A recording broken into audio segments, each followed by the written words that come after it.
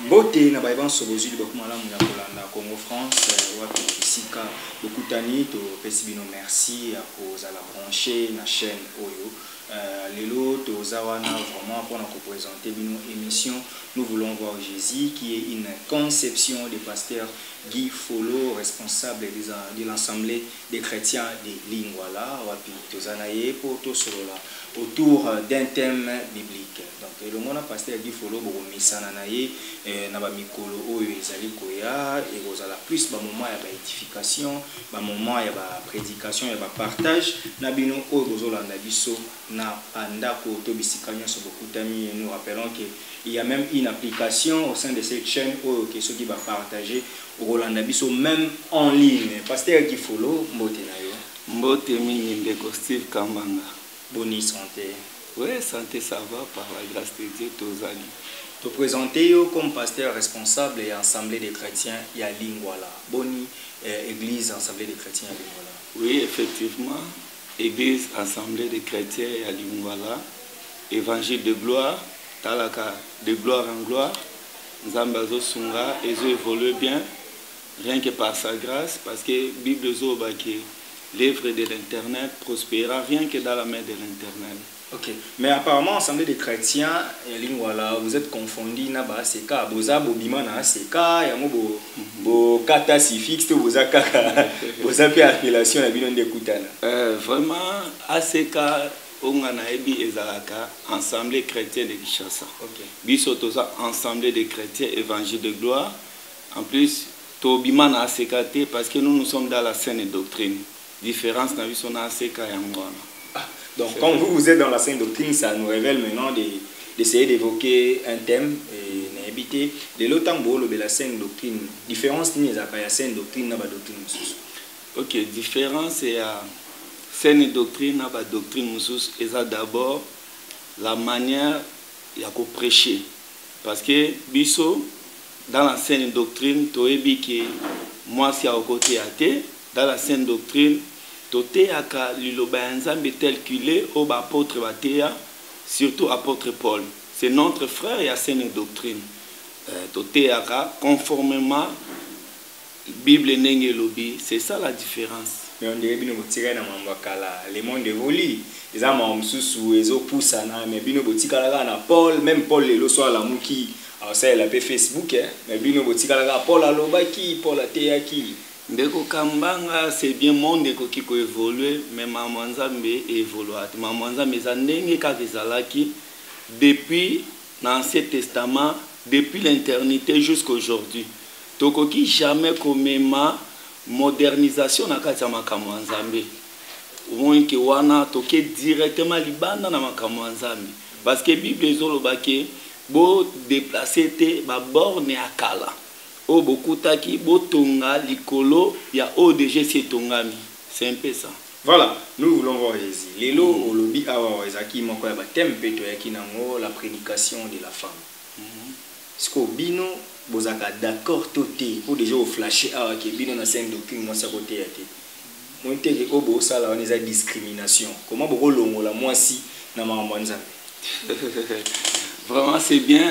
Tolongoli moi si na makambo nzambe te moi si azana ba rôle belé a okiko jouer dans l'église parce que moi si pe azana grâce à Nzambe mais concernant ce qui concerne la prédication côté le madio de la chair place au mibali baza et pe sameli moi cité je crois que ba écriture est belé na katia Bible o izo apuyenga parce que même ceux qui otali na éternité na jardin d'Éden tango Nzambe azosola na mobali mwasi azalaki te et bandana nkuna makambo yango ne Bible ezoloba ke Paul azoloba dans les églises des saints place au ordre ezali mwasi azana droite ya kofungola munoko pe atea au contraire ceux qui azana posa ayo qualité na silence et puis ceux qui azana posa ya comprendre azela mobali na ndako atunaye.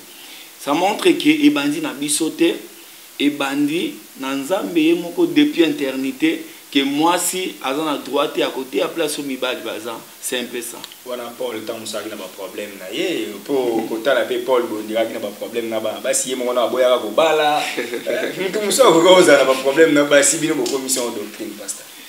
First Steve Kambanga Paul kobo ya kobala na ye c'était tout un mystère.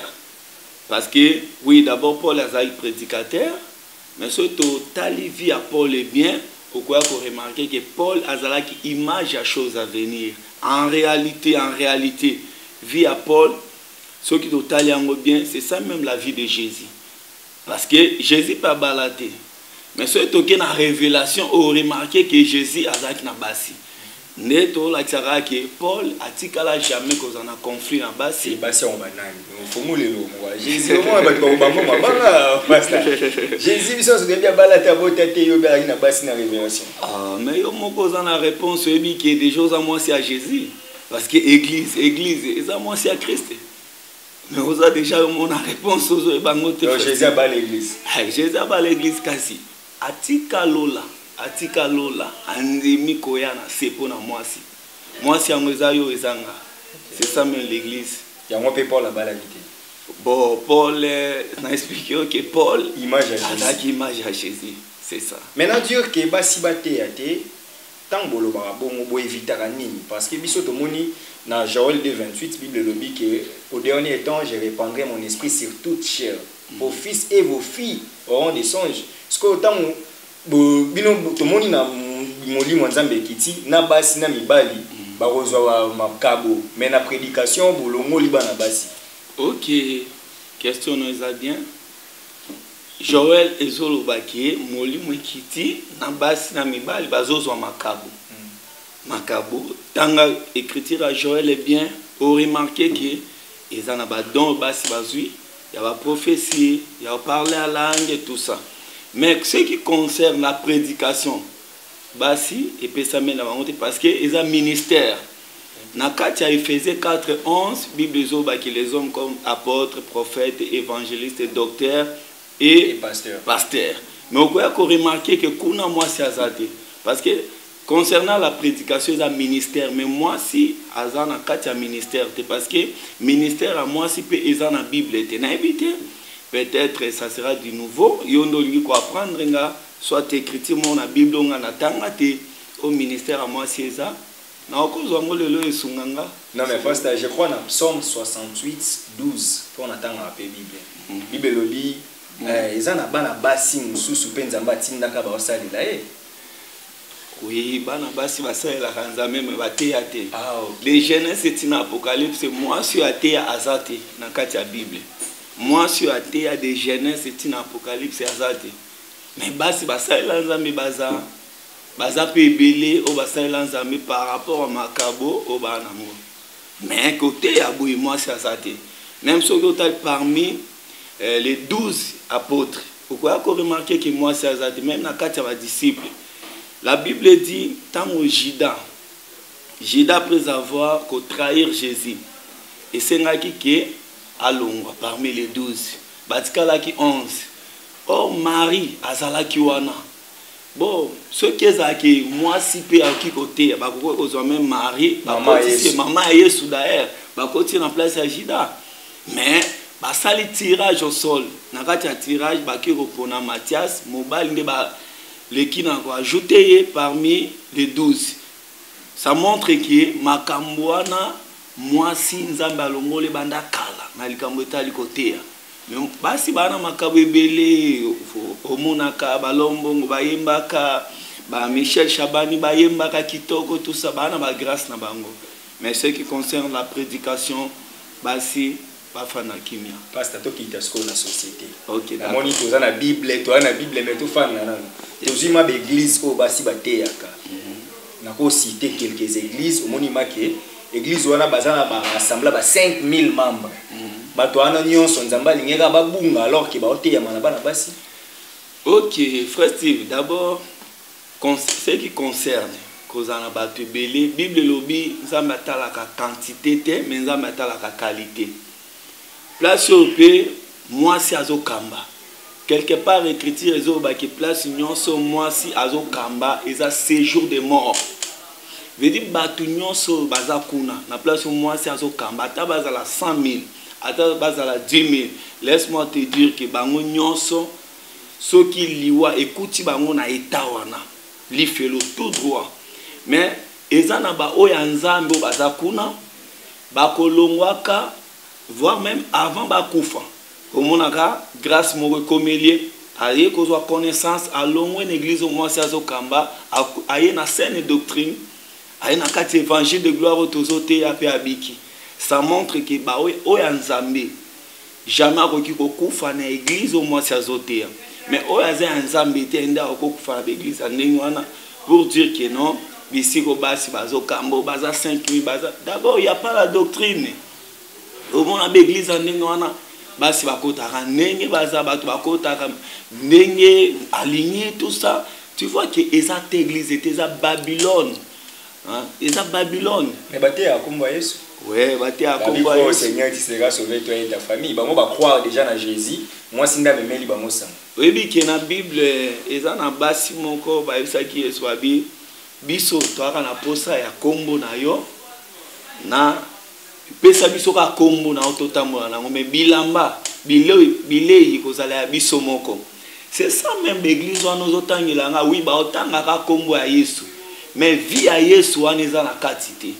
Enseignement à Jésus eza na quantité parce que autant la enseignement eza ya bango moko makambo bazosala eza conformité na Bible eza conformité na oyo Yesu alobaki. Ça montre que bazuka kombo ya Yesu ezala neti moi ouverture moko mais en réalité Yesu wana eza na quantité. Mais pasteur dans le mouvement il y a un réveil dans les années 70 80 tant musée Haïdi Nabal nous avons vu quand même une bonne participation il y a bana basi na maman Nzambe nous avons vu Aïfa ya ba maman wa Ototi Kabiso de heureuse mémoire maman Tumba Shaumba nous avons vu ba maman Woshi Olangi ba maman na nyonso wana ba memi ba tebeli na maman Nzambe. Le fait de nous dire que si ba côté ya te na l'église wana ba okende lifelo j'imagine que ba twana nyonso bandimela Nzambe ba kufa donc ba kenda pe ka lifelo. First na obombelo te ba maman na ba bomi ba tebele. Ouais. Na ça clair. Polémique yo ba Roger ba kamba koka moi. Non c'est la bango. Ba maman no tangeli na ba bomi ba tebele ba bomi milimo ba tebele. Oh Seigneur. Ouais, ma bomi milimo batebele. Zamba d'accord na bangote. Zamba d'accord na bangote ba bomi milimo batebele. Bon yo na ebi okosambe à l'église en nati. Sinon te na ngena iso repens-toi. Parce que Jésus revient bientôt. Et heureusement dans la biso, o ba sambela na ba église, o ba si bateya, ba se repentir. Nazo exhorter bango ba se repentir, ba croire na saine doctrine. Va croire dans l'ancienne doctrine pour hériter le royaume des cieux. C'est très important. Va se repentir. Et puis, l'église, Moutate yara déjà. Asa elanzani. Azwa baptême au nom du Seigneur Jésus. Parce que yo ebisi à se repentir. Ils ont craché la foi na bango. D'ailleurs, il faut pas rebaptiser. Oui, il faut pas rebaptiser. Bon, heureusement, basi yango pe malgré bateyaka, mais mon amour na ke bazama moi na ma connaissance ba banga ma mususu. Beaucoup remarquer même na tant to kende ko baptiser to kuta bango kuna te. Omona bazote na l'église mais ceux comme hier à baptême batine ba frère na bango, ba pasteur na bango, ya mibali ba kendo baptiser. Mais na mai boyo mona mwasi akio azinje si mutu na mai azo baptiser. C'est un peu rare hein, na mona raté. Ça montre que bazana na ba connaissance ya makambo wana mais tellement ba na posa ya mbongo ba na posa ya ko régner yango ba olinga ko s'accamparer pasteur bon na oza la ka moi convaincu te na mi tchasko na place ba ndimi ba vai na bandako ouais mon ndimi mo vai na ndako asambela pas maman 100 jours mon ndimi mo vai na ndako ayebi ke maman na opéra ba miracle ba maman o bazé belé sko tango zo ebisa yeke maman wana abengami te po sala musala Nzambe ba place wana nyose za vide wana banani bange ba sala na place na ba.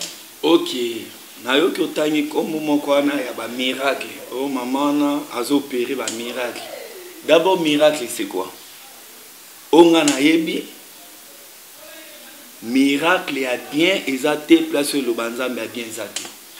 Oui. Bible Zolobaki, Nzamba Zolobaki a appuyé sa parole par des signes, par des prodiges et par des miracles. Veut dire, avant tout le monde a les vrais miracles, il faut tout le monde a les vraies paroles. Là, sur l'unité, sur les athées, miracle a bien pesé. Laisse-moi te dire, les lots, comme on a soit disant, miracle au Bazoloba. Soit disant miracle, parce que même tu as 15 ans. Bible Zolobaki, pas maman prophétesse, Bible Zolobaki, diable peut se déguiser comme un ange de lumière. Mais un ange de lumière, ça montre que diable peut faire un miracle, diable peut faire un bota. Diable peut appeler ça un bongo. Diable peut appeler ça un mapang, on appelle ça un peu mitouka, mais ça miracle en zambété. Laisse-moi te dire, rien que c'est la bénédiction de l'Éternel qui enrichit. L'ipamboli est un zambété et ça l'ipamboli. Quel que soit le niveau, bilo bazozoa, rien à voir. Mais non, moni prophète de la nation, Denis Lessi. Alors il bino ba pasteur vous avez hypocrite. Webi ke bande ko wana ya basi basunga bino pe na mama on pour musala nzambe kende partout dans le monde. Mais bon c'est la hypocrisie côté les mela bango, c'est que Denis Lessi a raison botika nde hypocrisie. D'abord il y a zanani. Prophète Yamboko, prophète de la nation. De la nation. On nzamba établi. Non, il y a comme c'est prophète de la nation. Il y a question. Pasteur prophète. Oui, parce qu'un prophète, prophète de la Bible, prophète de la ministère, il y a Ephésiens 4:11 à Olobama Kambolo Bionate. Si on a une arche de Noé, bino bolingi ba centre, mais il y a ligne na bateau ba beba wana mitu, bato wana bazaka bien te pour aya na bango pa nzambe, mais bino bo critiquer ba. Bon, nazo créer polémique na Denis Lessi, mais nazo lo ba église que cause en combo jamais arche de Noé. C'est un débat pour le Bélamom comme ça. Donc, tout ça, c'est parce que pasteur veut nous faire voir que la femme à côté était dans l'église Yanzambe. Ce qu'on a été dans l'église à Satan. Bon, celui qui est dans l'église à Satan, d'abord, on a été dans lobby, dans les bontés. Dans les bontés. Ce qui est vrai, et ça qui est, place sur Zambaza. Ils ont place sur bazoté à la scène de doctrine. Place sur moi, c'est azoté. Ils ont place sur le banzambe à solo izate. Bandeko bazawa na babima.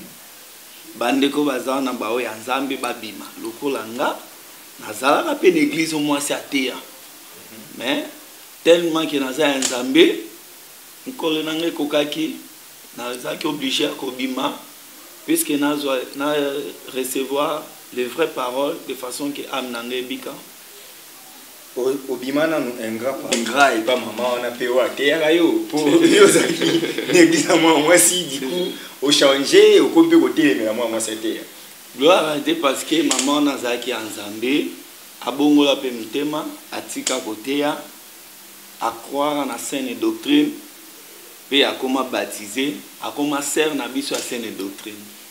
Pasteur oyo biso nde toyebeli on dirait boza bobatama na coutume ya baluba ndenge bato musu ba réclamant que baluba balinga basi na bango bazala na avant planté et peut-être bino est-ce que évangile évangile de gloire et utana bakasa ité oui on dirait c'est plus les baluba qui font ça balinga te basi bazala visible. Premièrement nga za kasa ité na muluba te pour dire que makamanzambe etalika baluba te même à Manzambe eza pour na mutunyos oza muluba mukongo muswahili tout eza te que to batami na coutume baluba non dans la Bible to aka na coutume moko obiso toto saka coutume yango c'est la loi 10 commandements de Moïse ne obiso toto saka en dehors de ça coutume ekolo moko non et ça a un rapport mon côté na Manzambe. Et ça a un rapport na Manzambe. Parce que tous autres chité na biso. Pasteur Boy, pasteur Guy Folo, aboyi mwasi ateya na Manzambe. Selon la Bible. Mais tout le monde basi bazo opérer. On a ce qu'on place dans la miracle. Ndeko moko ayaki musali zwa mate pendant 20 ans souffrir. Maman wana bondele lié. ABC nzambala kisinga salabo mélange pendant 40 jours salabo ne ko ana biki miracle monani. Ce que pasteur lobi miracle na eza ya mabe. Ce que to détecter nini miracle ya solo na miracle ya mabe alors que tozo mona yango e uti pa ya muto yozo ndimatira za na capacité ya ote ya même temps na opérer miracle na komo peka ya Yesu yozo te. Frère Steve, on a encore besoin que d'abord to confondre makambo te. Miracle na lobi que miracle existent. OK. Moi si a okozani na don tam susu ya intercession. Ce qui a intercédé pour la moutou, a intercédé pour la moutou, puis moutou a eu solution. Mon problème est ça que côté qu'on soit autorité devant les hommes, moi si athée à mi bali, de Bible et pékisiango, tant que Bible est pékisiango, c'est que les hommes pas pékisiango. En dehors de ça, bas bazan ba don ebele, bazan ba grâce ebele, on va servir dans mon Zambie. Et puis, miracle, oui, miracle, ils ont existé. Parce que nous d'abord, je crois qu'il y a tous posé la question, nous avons fait mon église, nous avons fait ma miracle, nous déjà préparé. Frère Patrice Alemba, à l'obélo, comment Moutou, mais bah c'est au couleur ni nabi rouge parce que aye ba ni rouge moi te miracle ni waneza ba miracle ba tamatulu quoi mais dans la scène doctrine biso to ba genre miracle on était dans la scène doctrine biso to sambeli muto azali na problème azu solution a témoigner nzambe muto azaki aveugle azu miso a témoigner nzambe en plus biso to valoriser un miracle te que tu vas nous présenter, oh yazaki na ando botati aboti, oh yazaki na musala tazu musala. Non. Au biso to privilège c'est la parole de Dieu. Et à un moment na titre émission na biso, ezali nous voulons voir Jésus. Veut dire tout le monde no peuple de Dieu na katia ignorance, oh bazaka ka yakozela ka ba miracle na bala, na bota, na kende poto tout ça non c'est rien. Oh ki kozwa nyonso. Mais ce que vous avez lola, yana tinate. Voilà toujours que nous voulons voir Jésus. Pasteur, au monde dans un espace dans Congo France, lobby, tout le monde espace mongo, balobela spécialement pasteur Guy Folo, les attendent sous de 9h à 11h. Tout le monde wana ba pasteur belebe ba sala, azana journaliste na moko veut dire alobela kakaye.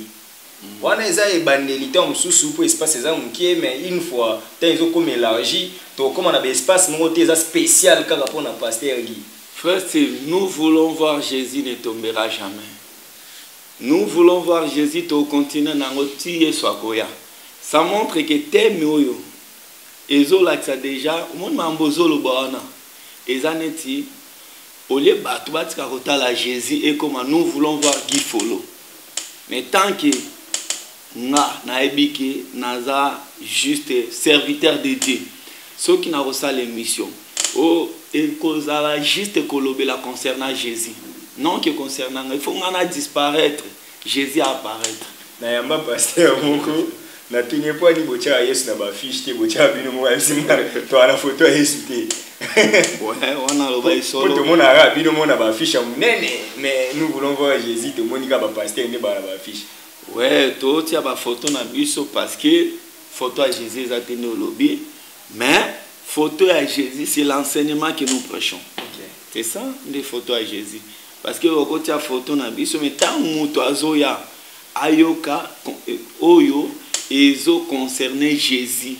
Ayoka lila kisi a Yesu. Wane olakisa ke photo a Yesu nde tozo tamusango.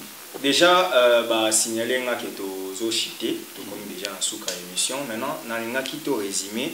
Na mamtolobel pasteur a se martelé plus na sainte doctrine et na sainte doctrine parmi les blo minyo lobelia notamment moi si yate na ba assemblée siko bandeko batali biso ba retenir que faut ba ma place bazali ceux qui moi sorté ya bon moi so modéré festive et loko poto fan ça bien na opé ça ba sous-bâtiment nango semaine prochaine na opé ça va écriture concernant la saine doctrine, concernant la prédication de la femme, tout ça non peut ça on va écrire. Place au moins c'est modéré, c'est la même chose. Parce que a eu autorité devant les hommes. C'est moi si a un droit de modérer là où il y a les hommes. Mais ce qui est que l'isanga ba maman batsangani entre bango ba maman. Moi si ako sala nyonso. Ako modérer, ako te anayi ba maman. Wana eza na problème te. Donc koyemba. Même koyemba, moi si ako yemba na kati ya chorale, moi si ako yemba na kati orchestre mibali bazali, problème ezate. Mais moi si atelema abando tinda louange. Non non, eko salema te. Ndé bola en église dans l'assemblée des chrétiens, beaucoup benga ba sœur ba rapena ba succès a yepé animé séminaire. Ba sœur bazalaka na ba succès na ba succès ngozande. Ba sœur ba yembela banzambe ba sœur de na mwana, ba sœur Rosny, ba sœur Sandra Mbui, ba sœur wana nyonso. Beaucoup benga sa bango te yepé boye atindi nzembo mo pe ya louange église etelemi. Ba sœur wana nzamba pambola bango, ba osala nzambe bien, ba sala ba concert, ba sala ba journée na bango, c'est très important. Mais dans la saine doctrine, toi après na ba sœur na biso ba si ba kembi na évangile, ayebi ke tango azoyemba ba frère baza frère akobanda atini nzembo ye aina katikati pe agrémenté. OK, c'est ça. Voilà, nous sommes arrivés à la fin de cette émission. C'est le tout premier numéro de cette émission maintenant, car ça, voilà. Donc, c'est chaque semaine, nous voulons voir Jésus avec des thèmes et avec des prédications. Je sais qu'il y a un pasteur va devoir faire un mot de prière pour nous retour au Bolandi Bisso. Mais pasteur, quand même, on est tout ça dans l'émission, bien basali. Ce que ça va te mettre la biso, mais Ntoana manda bandolo ba moi c'était été sous basement pesate. Est-ce que ça m'a beaucoup dans la base verset mon boye oyo téléméli moi c'était exacto ezanga ba invention na Bible. Eza bien parce que ba écriture eza tellement ébélé na Bible oyo boy moi c'était. Mais na Bible de Genèse tin Apocalypse eza na écriture mon côté oyo autorisant moi c'était exact. D'abord tu vas avoir un numéro dans le téléphone, tu vas avoir une question à poser. Et puis, semaine prochaine, on peut ça va écrire rebelle. Oyo, les fans ça dit les lots tous 1 Corinthiens 14 verset 34. Ah, c'est Soyez en haut, tangela peuple de Dieu balanda. C'est dans la Bible. Mais Bible n'est pas 1 Corinthiens. 1 Corinthiens combien? 14 34. Corinthiens 14 34. OK. Ouais. Que les femmes se taisent dans les assemblées, car il ne leur est pas permis d'y parler, mais qu'elles soient soumises selon que les dit aussi la loi. OK. Je pense que l'écriture mon kokayangwana landi Bible zo ba ke. Bon, total apporte parce que Bible zo ba nini. Bible lobi nyonso o ekomami eza utile pour nous enseigner, pour nous convaincre, puis pour nous instruire. D'abord, tout à la polité, tout le monde m'a commis oyo et komami, et ça uniquement pour enseigner biso. Et ça inspiration en Zambie. Inspiration en Zambie. Donc les gens ont compris, Isaac qui coûte verset 1 Corinthiens 14 34. 1 Corinthiens 14 34 que les femmes se taisent. Bible bon nabi ke na ko luka nga nabi les espaces na yo soko permettre biso bo ça appelle débat na batumo ba rapport basi batie de nga zo luka bango na luka bango tellement ayema na maman prophétesse ya kana ye ce mukolo na bongoli mutema te se ya za nzambe te. Voilà, nous sommes arrivés à la fin de cette émission. Numéro nous en cache, je crois, na CATV. Oui, numéro nanga ya mwana ezo le CATV 09 98 22 65 77. C'est ça mon numéro. OK. On met ça na pe na ba attaque. Wana eza bitumba na biso eza musala na biso. Boya moi c'était na église Kolo. C'est pas moi, mais Nzambe moko. Voilà. On me signale chez Mouna Cédric qui est au rôle souka émission. Pasteur Guy Folo, mot de conclusion, on a pas tout balandi biso et puis au besoin au sein biso à ta prière pour clôturer et puis aux hommes pour des annonces. Ce que je peux dire, peuple de Dieu, bisika nyonso bozolanda nga parce que nayebi ke bozolanda nga partout. Maman Nzambe eza vie. Et puis émission yo et pour nabino et sunabino tolongwa na kati ya ignorance. Parce que Jésus revient bientôt. Lo leza li feluza. Toyeba Nzambe a solo. Toyeba mate a solo. Oyeki kobikisa biso na mokolo suka. C'est un peu ça. Dans l'assemblée des chrétiens, place au Nazali, toteaka la saine doctrine pour la peuple de Dieu. Nzambe ya solo. Adresse na biso toza na Lingwala sur avenue Mweka numéro 107. Pour le moment toza wana à part na ba province mususu. C'est ça. On est comme un programme na biso bobanola na biso à chaque fois. To priera chaque mardi de 17h30 à 19h30, chaque jeudi de 17h30 à 19h30 et le dimanche de 9h30 à 12h30. C'est un peu ça. Toki Kosambela. Seigneur notre grand Dieu, Pambola Balantina biso nyonso, mutu nyonso alanda biso na nzela émission azala béni. Oyebi likama moko na moko, oza na problème touché, azwa solution na kombo na Yesu. Nzambe, tala frère wana zolanda biso, tala sœur wana zolanda biso, azana inquiétude moko, consoler motema na ye. Na kombo na Yesu Christ. Amen. Amen. Voilà. Toromina Souka. Il y a émission. Merci pasteur d'être disponible sur cette conception. Oyo, les allées émission oyo bobandolanda pasteur Guy Folo. Des fois il moko na plateau na ba matéa. Des fois nous allons peut-être l'accompagner pour na tout na épée badituna autour des différents thèmes. Donc vous allez toujours wana, vous allez brancher dans la chaîne Oyo. Merci à la grande équipe de cette chaîne. Je vois une coordination de Mouna Cédric. Merci à l'initiateur Didi Dipumba depuis Europe. Merci pour l'initiative de cette grande chaîne. Merci à Maître Nana Moussouamba. Merci à tout le monde Oyo Bazar pour soutenir l'émission Oyo. Parce que bien on voit comment on non, saluer famille nana. Ah ok. Pesi moi si nana Folombote. Ok. Basé belé na bani belé. Voilà. Il y a émission. En tout cas, appelez les pasteurs. Le numéro ils ont na cash na se wana bomo na numéro wana ya RTL les pasteur. Bobé ngaye pour na ba suggestion na bino. Biso na bino tokutani na mikolo ezali koya soki Yesu azongite. Botika na kimia na mabota na bino. Merci. Jésus.